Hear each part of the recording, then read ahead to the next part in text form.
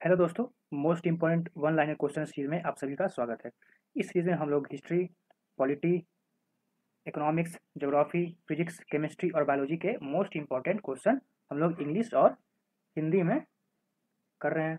ठीक है, तो ये हमारा आज का जो वीडियो है हिस्ट्री सब्जेक्ट का पार्ट नंबर 4 है। ठीक है, इससे पहले पार्ट 1, 2 और 3 आ चुका है, तो मेक श्योर कि आप लोग वो जाकर देख लें जिन्होंने नहीं देखा है। तो ये सीरीज जो है आपका 69 बीपीएससी, बिहार दरोगा, एसएससी, सीजीएल और सीएचएसएल में काफ़ी ज़्यादा हेल्पफुल होगा। ठीक है, तो चलिए बिना देर किए शुरू करते हैं आज का हमारा सीरीज। तो हमारा सबसे पहला क्वेश्चन क्या है? हमारा सबसे पहला क्वेश्चन है, नगर, द्रविड़ और वेसार क्या है? The Nagara, Dravida and Vesara are what? हमारा ऑप्शन है group of racial community, style of temple architecture, types of musical घरानास या ग्रुप्स ऑफ इंडियन लैंग्वेजेस। मतलब भाषा का ग्रुप है, भाषा का ग्रुप है या म्यूजिकल घरानास का टाइप है मतलब। फिर उसके बाद है हमारा टेम्पल आर्किटेक्चर मतलब कि मंदिर वास्तुकला का स्टाइल है, या ग्रुप ऑफ रेसियल कम्युनिटी मतलब एक रेसियल कम्युनिटी का ग्रुप है। तो अगर बात की जाए नगर की, तो नगर जो है ये हमारा उत्तरी से उत्तर मूर्ति कला, ये जो है वास्तुकला से रिलेटेड है, और द्रविड़ा और वेसेला जो है हमारा दक्षिणी वास्तुकला से रिलेटेड है। ठीक है, तो हमारा आंसर क्या हो जाएगा? आंसर हमारा बी हो जाएगा, जो कि temple of style of temple architecture. ठीक है, तो नगर, द्रविड़ और वेसारा क्या है? Style of temple architecture. ठीक है, हमारा नेक्स्ट क्वेश्चन देखते हैं। हमारा नेक्स्ट क्वेश्चन है, 108 जैन मंदिरों में से सबसे ऊंचा मंदिर किसके निकट स्थित है? The highest among the 108 Jain temples lies in the proximity of. हमारा ऑप्शन है दतिया, ललितपुर, झांसी या ग्वालियर। ठीक है, तो अगर जैन टेम्पल की जो बात करें तो जो सबसे ऊंचा मंदिर है वो है सोनागिरी। ठीक है, सोनागिरी जो मंदिर है वो जैन का हाईएस्ट अमंग था, मतलब 108 जैन मंदिरों में सबसे ऊंचा मंदिर सोनागिरी है।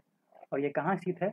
यह मध्य प्रदेश में स्थित है। मध्य प्रदेश के कौन सी जगह पे? तो यह है हमारा दतिया के जगह पे। दतिया, दतिया तो याद रखेंगे, दतिया नाम की जगह पे यह स्थित है। ठीक है, तो हमारा आंसर क्या हो जाएगा? ए, दतिया। सोनागिरी भी याद रखेंगे, जो कि जैन का सबसे बड़ा टेम्पल है, मंदिर है, और ये मध्य प्रदेश के दतिया में स्थित है। तो नेक्स्ट क्वेश्चन देखते हैं हमारा। नेक्स्ट क्वेश्चन है ना, निम्नलिखित में से किसने 9वीं शताब्दी ईस्वी में चोल साम्राज्य की नींव रखी थी? ठीक है, who among the following led the foundation of Chola empire in 9th century AD? हमारा ऑप्शन है प्रांतक वन, आदित्य द्वितीय, विजयालय या राजा राज चोला। ठीक है, तो चोला एम्पायर की बात करें तो ये जो है इसकी नींव रखी थी हमारा विजयालय। ठीक है, तो ऑप्शन सी जो है हमारा विजयालय सही होगा। ठीक, अगर एडी की बात करें तो बहुत लोग कंफ्यूज कर जाते हैं, एक बीसी होता है और एक एडी होता है। ठीक, तो बीसी जो है वो बिफोर क्रिस्ट होता है, बिफोर क्रिस्ट। और एडी जो होता है, कितने लोग आफ्टर डेथ बोलते हैं, लेकिन इसको आफ्टर डेथ नहीं बोलते, इसको बोलते हैं एना डोमिनो, एना डोमिनी। ठीक है, जो कि जीसस भगवान यीशु के डेथ के बाद का समय है। ठीक है, तो बीसी और एडी में आप लोग कंफ्यूज मत करिएगा, आफ्टर डेथ नहीं होता है, एना डोमिनी होता है। ठीक, तो विजयालय हमारा ऑप्शन हो गया, आंसर हो गया, चोला एम्पायर का नींव इन्होंने रखा था। चलिए नेक्स्ट चलते हैं। हमारा नेक्स्ट क्वेश्चन है, चोलों ने कहाँ से शासन किया? The Cholas rule from where? Madurai, Mahabalipuram, Tanjore या सांची? तो चोला ने, चोला जो हमारा जो विजयनगर का ये है एक शासक है, शासन किया, तो वो कहाँ से किया?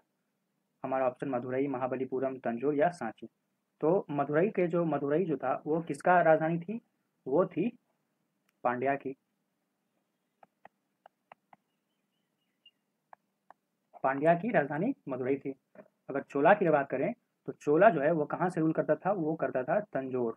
ठीक है, तंजोर। ठीक, तो मैं आंसर क्या हो जाएगा? Option C. ठीक, नेक्स्ट चलते हैं। हमारा नेक्स्ट क्या है क्वेश्चन, रेड चेरा के नाम से किसे संदर्भित किया गया था? Who is referred with the name of red Chera? हमारा ऑप्शन है राजा राजवन, सेन गुतवन, महाराजा धीराज या कृष्णा वन। ठीक है, तो रेड चेरा की बात की जाए तो यह सेन गुतवन जो है, चेरा वंश के जो शासक थे सेन गुतवन, इनके लिए यह शब्द यूज किया जाता था। तो सेन गुतवन की बात करें तो इन्होंने एक पत्नी कल्ट मतलब पत्नी पंथ नाम की चीज, एक जो है प्रथा उनके द्वारा शुरू की गई थी। ठीक है, तो अगर क्वेश्चन आए कि पत्नी कल्ट या पत्नी पंथ किसके द्वारा शुरुआत की गई, तो वो हमारा आंसर क्या होगा, सेनगुतुन। और सेनगुतुन को दूसरे नाम से क्या बोलते हैं, वो है रेड चेरा। ठीक है, रेड चेरा या गुड चेरा, गुड चेरा। ठीक है, तो सेनगुतुन हमारा आंसर हो जाएगा बी। नेक्स्ट चलते हैं, नेक्स्ट क्वेश्चन देखते हैं। नेक्स्ट है रामवतरम कृत के लेखक कौन थे? Who was the author of work Ramavataram? हमारा ऑप्शन है उदयन, नागसेना, समुद्रगुप्त या कंबन। अगर रामवतरम की बात की जाए तो इसको क्या बोलते हैं, यह तमिल रामायण है, तमिल रामायण। ठीक, तो अगर क्वेश्चन हो कि तमिल रामायण किसको बोलते हैं, तो हमारा आंसर क्या हो जाएगा, रामवतरम। और इसकी रचना किसने की थी? इसकी रचना की गई थी तमिल के एक पोएट जो हैं, कवि, उनका नाम कंबन है। उन्होंने ये मतलब इनके लेखक है। रामवतरम के लेखक कौन है? कंबन। तो हमारा ऑप्शन क्या हो जाएगा, आंसर डी, तमिल रामायण जो है कि इसको बोलते हैं रामवतरम को। ठीक है, नेक्स्ट चलते हैं। नेक्स्ट हमारा क्या है, वतापी कोंडा की उपाधि किसने ली थी? ठीक है, who took the title of Vatapi Konda? हमारा ऑप्शन है पुलकेशिन द्वितीय, नरसिम्हा वर्मन, हरिहर एंड बुक्का, राजेंद्र वन। ठीक है, तो वतापी कोंडा की जो उपाधि थी वो पल्लवा के शासक नरसिम्ह वर्मन के द्वारा ली गई थी। ठीक है, नरसिम्ह वर्मन के द्वारा ये उपाधि दी गई किस, क्या चीज की, वतापी कौंड की। ठीक, तो हमारा आंसर क्या हो जाएगा, आंसर हो जाएगा हमारा बी। अगर हरिहर एंड बुक्का की बात की जाए तो इनके द्वारा विजयनगर साम्राज्य की इन्होंने नींव रखी। ठीक, विजयनगर, अगर पूछा जाए कि विजयनगर साम्राज्य की नींव किसने रखी, किसके द्वारा एस्टेब्लिश किया गया, तो वो हमारा आंसर क्या होगा, हरिहर एंड बुक्का और वतापी कौंड नरसिम्ह वर्मन। ठीक है, हमारा आंसर बी। नेक्स्ट चलते हैं, हमारा नेक्स्ट क्वेश्चन है संगम साहित्य में तोलकापियन का पाठ है। In Sangam literature Tolkappiyam is the text of what? Tamil story है, तमिल की कहानी है, या तमिल का ग्रामर है, व्याकरण है, तमिल पॉलिटी है मतलब तमिल की राज्य व्यवस्था है, या तमिल इकोनॉमिक्स मतलब तमिल की ये जो इकोनॉमिक्स है उस अर्थव्यवस्था के बारे में बताता है। ठीक है, तो हमारा आंसर क्या होगा, तोलकापियम जो है यह तमिल व्याकरण का एक पार्ट है। ठीक है, तमिल ग्रामर का एक पार्ट है। अगर तो हमारा आंसर क्या हो जाएगा, ये तमिल ग्रामर। ठीक, B is the right answer. अगर बात की जाए कि तमिल लिटरेचर का सबसे पुराना जो है वो क्या है, लिटरेचर क्या है, तो हम लोग उसको क्या बोलेंगे, तोलकापियम नहीं बोलेंगे, क्या बोलेंगे, अगात्यम बोलेंगे। अगात्यम जो है वो तमिल लिटरेचर का सबसे पुराना जो है वो एक वर्क है, कार्य है, टेक्स्ट है। ठीक है, अगात्यम। तोलकापियम जो कि है इसको तमिल ग्रामर के नाम से जानते हैं, और ये ठीक है, तो ये संकर लिटरेचर का तमिल ग्रामर। नेक्स्ट चलते हैं, हमारा नेक्स्ट क्वेश्चन क्या है। नेक्स्ट है दिल्ली का पहला सुल्तान कौन था जिसने घड़ी पर आरोप लगाया था? ये ट्रांसलेशन गलती हो गया है, इसको इसका होगा who was the first sultan of Delhi who charged घड़ी? मतलब कौन सा ऐसा दिल्ली सल्तनत का जो शासक था जिन्होंने घड़ी नाम की एक टैक्स मतलब कर स्टार्ट किया? किसके द्वारा घड़ी नाम का जो कर था वो स्टार्ट किया गया, शुरू की गई? ठीक है, तो अगर घड़ी, हमारा ऑप्शन क्या है, बलबन, मोहम्मद बिन तुगलक, अलाउद्दीन खिलजी या इल्तुतमिश। ठीक, तो अगर घड़ी की बात की जाए, घड़ी कर की, तो इसको हम लोग हाउस टैक्स भी बोलते हैं, हाउस टैक्स के नाम से भी ये जाना जाता था। तो किसके द्वारा स्टार्ट किया गया था? ये स्टार्ट किया गया था अलाउद्दीन खिलजी के द्वारा। यह घड़ी नाम का जो टैक्स है वो इनके द्वारा स्टार्ट किया गया था। ठीक, हमारा आंसर क्या हो जाएगा, आंसर सी। नेक्स्ट क्वेश्चन देखते हैं, हमारा नेक्स्ट क्वेश्चन है दिल्ली के सुल्तान जिन्हें भारत में नहर प्रणाली का सबसे बड़ा नेटवर्क बनाने के लिए प्रतिष्ठित किया जाता है वह था कौन? ठीक, तो the sultan of Delhi who is reputed to have built the biggest network of canal system in India was? हमारे ऑप्शन है इल्तुतमिश, सिकंदर लोधी, फिरोज शाह तुगलक या बलबन। ठीक, तो दिल्ली सल्तनत के समय ऐसा कौन सा शासक था जिन्होंने कैनाल सिस्टम मतलब नहर प्रणाली को सबसे ज्यादा प्रतिष्ठित किया? ठीक, तो हमारा इसका आंसर क्या होगा, हमारा इसका आंसर हो जाएगा फिरोज शाह तुगलक के शासन के द्वारा सबसे ज्यादा नहर प्रणाली को प्रतिष्ठित किया गया। ठीक है, तो हमारा option C is the right answer जो कि है फिरोज शाह तुगलक। ठीक, नेक्स्ट चलते हैं, हमारा नेक्स्ट क्वेश्चन है खटोली की लड़ाई किसके बीच लड़ी गई थी? Battle of Khatoli was fought between whom? हमारा ऑप्शन है महाराणा सांगा और इब्राहिम लोधी के बीच, अब्दाली और अकबर के बीच, चंगेज खान और तैमूर के बीच, या हुमायूं या मोहम्मद घोरी के बीच। ठीक है, अगर बैटल ऑफ खटोली की बात की जाए, खटोली की लड़ाई की बात की जाए, तो यह 1517 में लड़ी गई। किसके बीच? यह मेवाड़ के राजा राणा सांगा के बीच और इब्राहिम लोदी के बीच।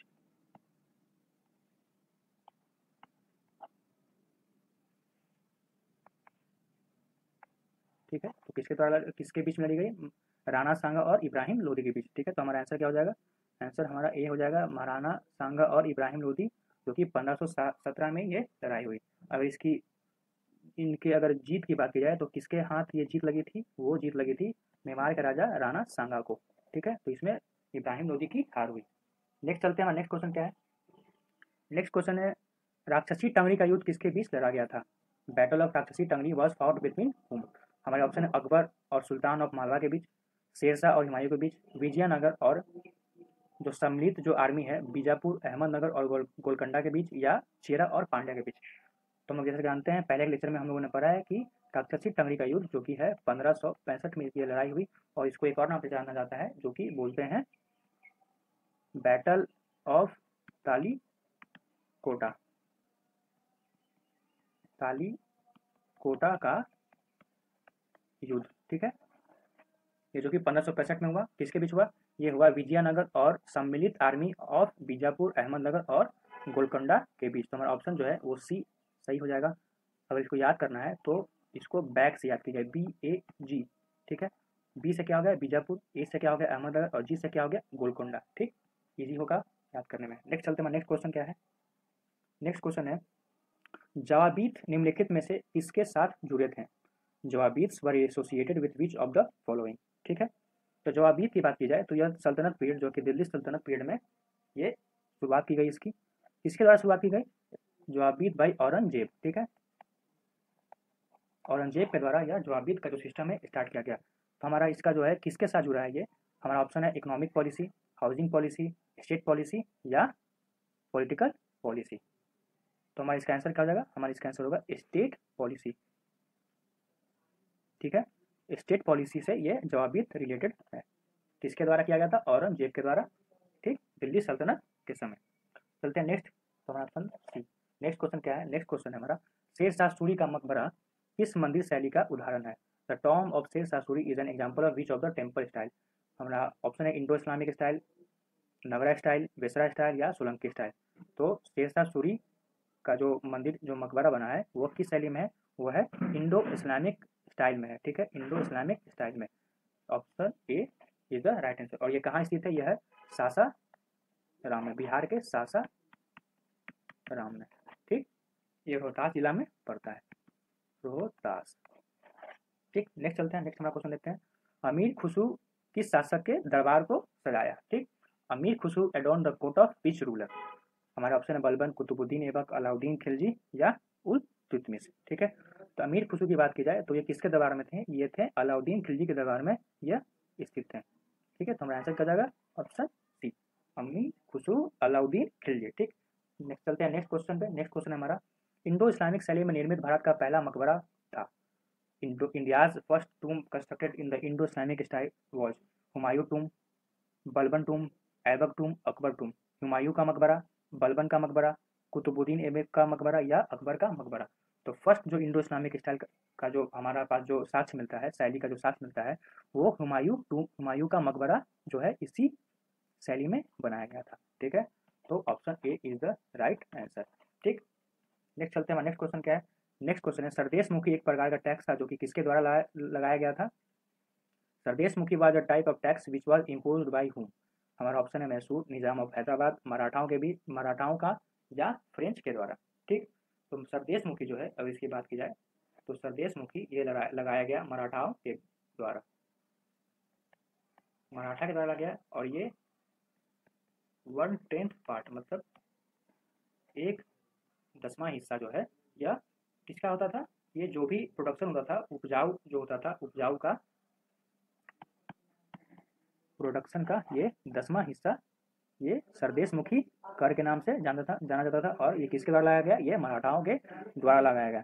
ठीक है, तो हमारा आंसर क्या हो जाएगा, मराठा।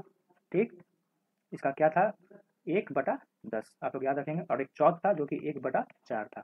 ठीक है, मतलब 25% of the total produce of the total produce, अगर जितना भी टोटल प्रोडक्शन हुआ किसी भी एक खेत में, तो उसका 1/10 जो भी होता है रेवेन्यू कलेक्शन, जो कर वसूली हुआ वो 1/10।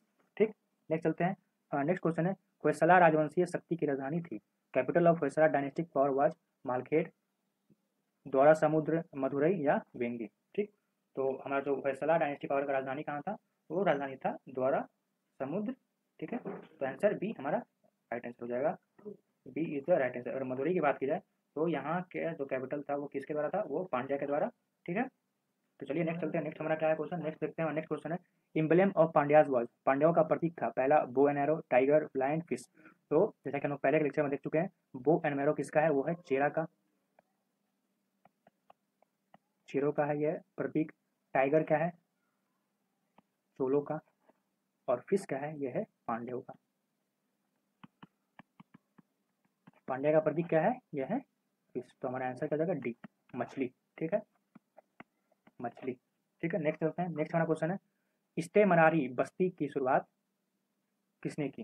ठीक है, इसको और बोलते हैं इस्ते मनारी, इसको बस्ती नहीं पॉलिसी लिख देते हैं, पॉलिसी किसके द्वारा शुरुआत की गई, who introduce इस्ते Manari settlement system. हमारा ऑप्शन है Lord Dufferin, Lord Cornwallis, Lord Ripon या लॉर्ड कर्जन। अगर इस्ते मनारी की बात की जाए तो यह किसको बोला जाता था, यह था permanent settlement, permanent settlement system को ही, जो कि 1793 में लॉर्ड कॉर्नवालिस के द्वारा लागू किया गया। ठीक है, तो हमारा आंसर क्या हो जाएगा, option B, इस्ते Manari settlement, इस्ते Manari policy. ठीक, हमारा नेक्स्ट क्वेश्चन है, निम्नलिखित में से कौन सा 1857 के विद्रोह का प्रतीक था। Which of the following was the symbol of the revolt of 1857। हमारा ऑप्शन है ईगल मतलब चील, एक्स मतलब कुल्हाड़ी, हॉर्स मतलब घोड़ा, या लोटस या चपाती मतलब कमल या रोटी। ठीक, तो 1857 की अगर बात की जाए तो इसका चिन्ह जो था वो था लोटस और चपाती, मतलब लोटस और चपाती। ठीक, कमल और रोटी। ठीक, तो आंसर क्या जाएगा, आंसर डी। नेक्स्ट चलते हैं, हमारा नेक्स्ट क्वेश्चन है, the largest number of soldiers participated in the struggle of revolt of 1857 were employed from. 1857 के विद्रोह के संघर्ष में भाग लेने वाले सैनिकों की सबसे बड़ी संख्या कहाँ से नियोजित की गई थी। मतलब कि जो 1857 का जो लड़ाई हो रहा था, जो कि ब्रिटिश ईस्ट इंडिया कंपनी के द्वारा लड़ी गई, उसमें सबसे ज़्यादा जो आर्मी थे, सबसे ज़्यादा जो सैनिक थे, वो कहाँ से भर्ती किए गए थे। हमारा ऑप्शन क्या है, अवध, सिलोन मतलब श्रीलंका, श्रीलंका, राजस्थान या पंजाब। ठीक है, तो हमारा जो अवध से जो है, अवध के जो किसान थे वो इस लड़ाई में सबसे ज़्यादा भर्ती होकर आए थे। ठीक है, तो अवध हमारा आंसर हो जाएगा, जो कि 1857 के विद्रोह में भाग लिए सबसे ज़्यादा सैनिक कहाँ से, अवध से। ठीक, तो हमारा आंसर क्या जाएगा, answer A is the right answer. ठीक, हमारा नेक्स्ट क्वेश्चन है, किस आदिवासी नेता को धरती आबा के नाम से भी जाना जाता है। मतलब धरती आबा मतलब विश्व के पिता। Which tribal leader is also known as Dharti Aba. ठीक है, हमारा ऑप्शन है भगत, भगत सिंह, बिरसा मुंडा, रूप नायक या जेपी नायक। ठीक है, तो हमारा इसका आंसर क्या हो जाएगा, जो धरती आबा को किसको नाम जाना जाता था, वो जानते थे बिरसा मुंडा को हम लोग धरती आबा के नाम से भी पहचानते हैं। ठीक है, तो हमारा आंसर क्या होगा, बिरसा मुंडा। इन्होंने किसकी शुरुआत की थी, इन्होंने मुंडा मूवमेंट की शुरुआत की, मुंडा मूवमेंट।